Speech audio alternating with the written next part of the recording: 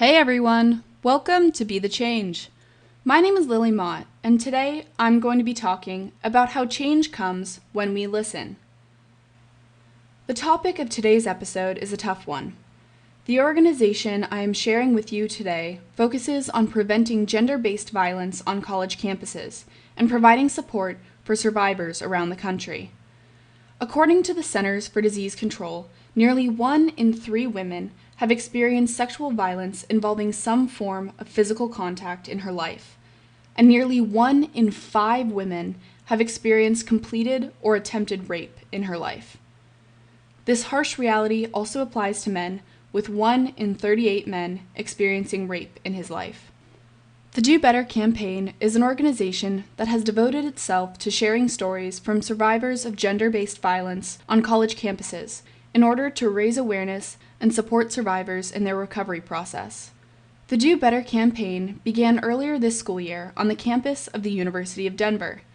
The organization was founded by Grace Wankelman, Shannon Saul, and Madeline Membrino, who created their first Instagram page at We Can DU Better, where they began to collect stories from survivors at DU and post them anonymously. After leading a silent protest on their campus and posting dozens of stories on their Instagram account, the Do Better team had the opportunity to meet with the DU administration, who committed to developing a 7-page action plan to combat gender-based violence. They created real change on their campus, and their story gained traction around the country, which led to the development of their national campaign. They now post stories from survivors around the country on their Instagram at the Do Better campaign. In order to give you a better idea about the Do Better campaign's work, I'm going to read you one of the stories they posted. The following post, which does contain sexual assault, was submitted by a student at Loyola University, Maryland. I was assaulted my first day of freshman year. The Title IX committee had video evidence of my assailant pulling me down a hallway and photo evidence of his handprints on my arms. They decided not to pursue anything because, quote, it would be better for me, unquote, and they, quote, didn't want to make me go through that, unquote. I had to see him every day after that. He faced no consequences. There are dozens of these types of stories from schools around the country on their Instagram account. And when I had the opportunity to speak with Grace and Shannon, my first question was essentially, why stories? Why did they choose this method of raising awareness? This was Shannon's response. Yeah, the reason that we chose to share stories is because there were people who came forward, including the 3 of us, we're all survivors, who wanted to share our stories.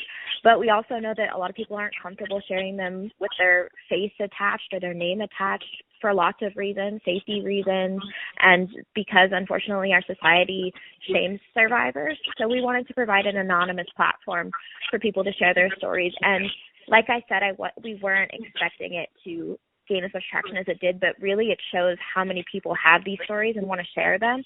And I think the benefit of sharing these stories is to allow people to understand that gender-based violence happens on their campus, and it happens in many different ways, and it's not always the stereotypical story they've heard about. It's not some abstract concept of sexual assault that's so far away and hard to understand. Like it hits close to home, and I think it makes people want to do something about it.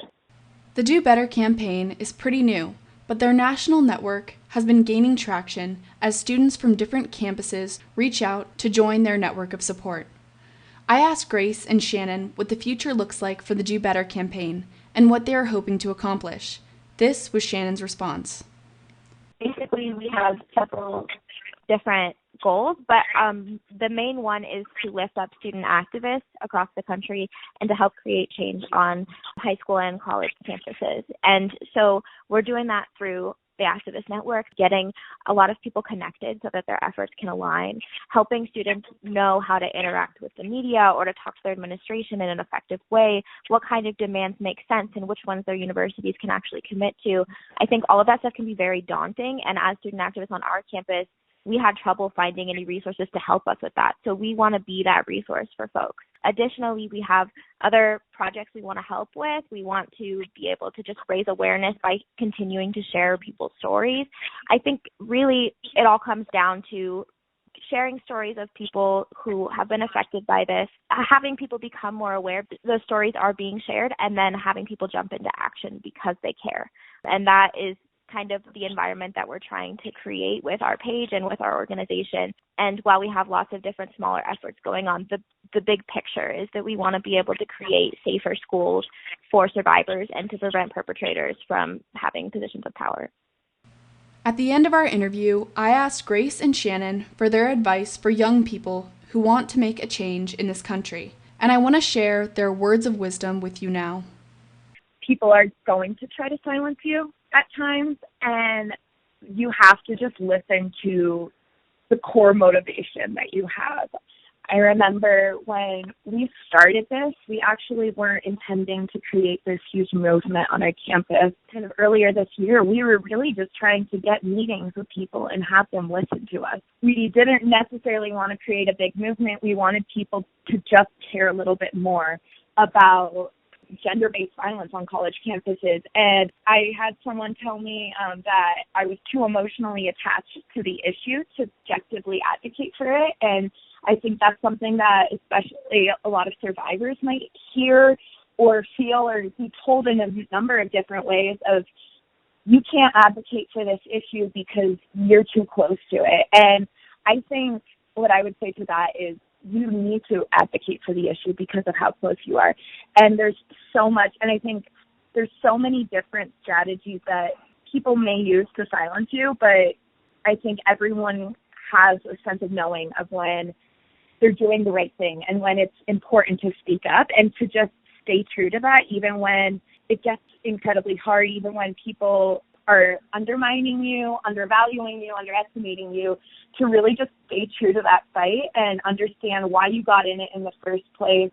And I always also just think about what I wanted in high school of after I was assaulted, after I had no idea of what I was going to do. I want to just be the person that I wish I had to turn on to in high school.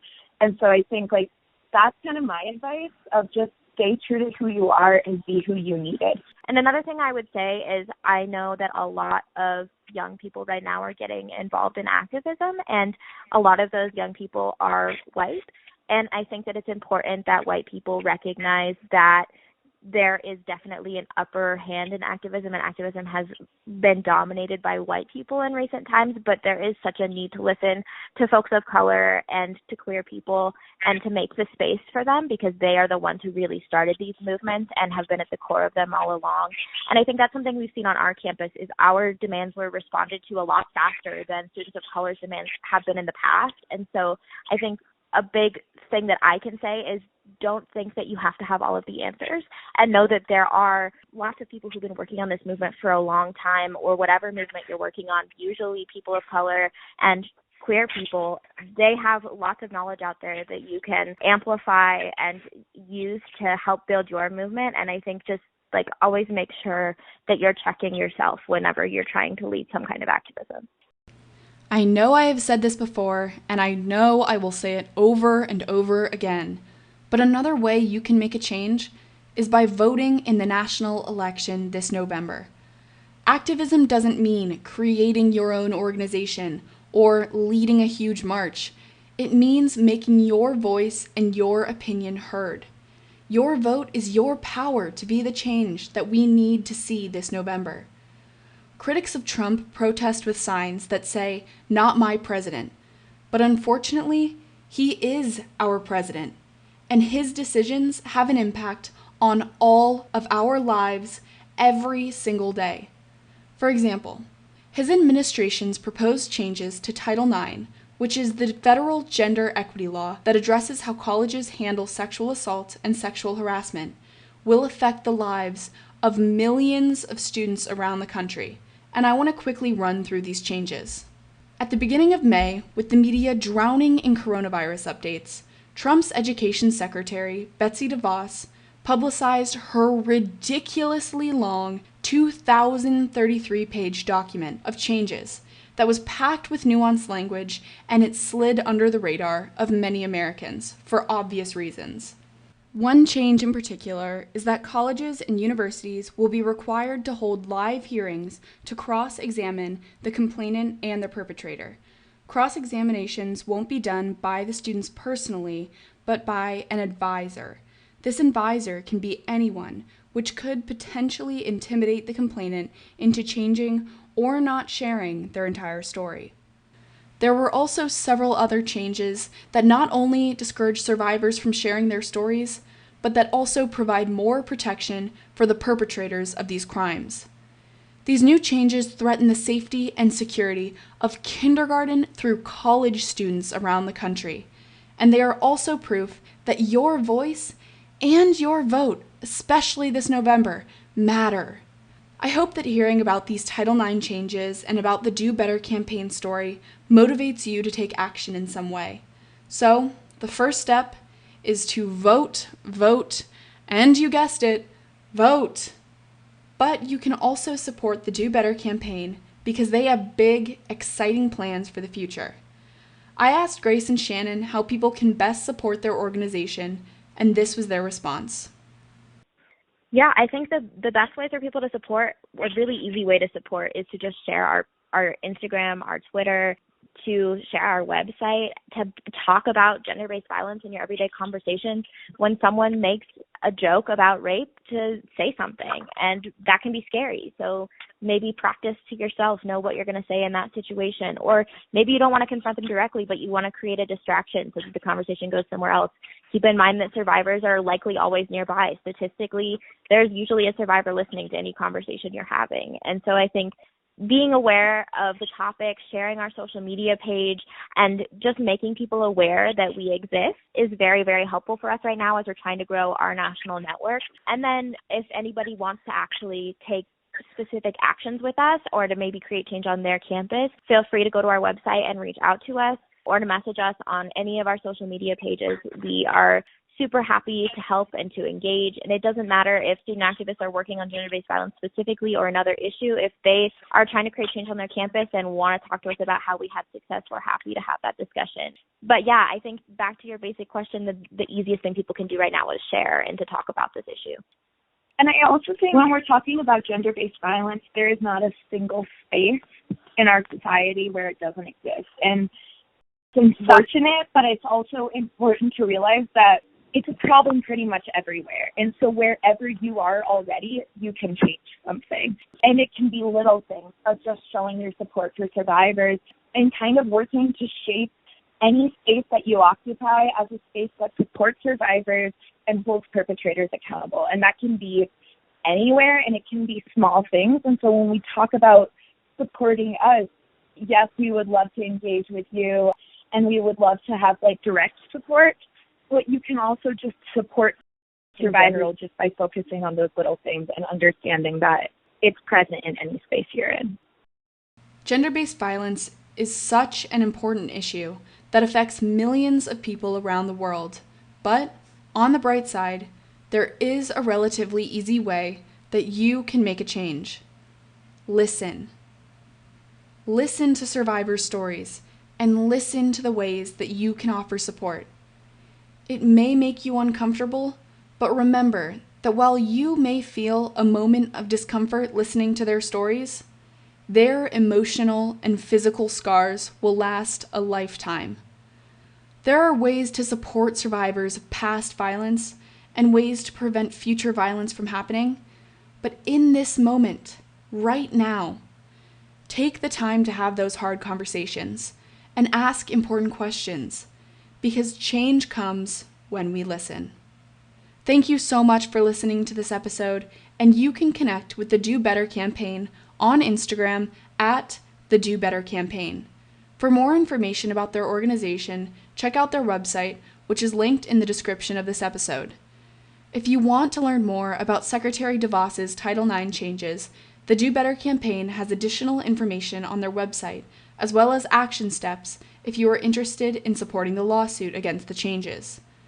If you want to talk about anything I mentioned in this episode, please reach out to me by email at lily@bethechangepodcast.org or on Instagram at bethechangepodcast. Tune in for my next episode, but until then, be the change you wish to see in the world. Bye, guys!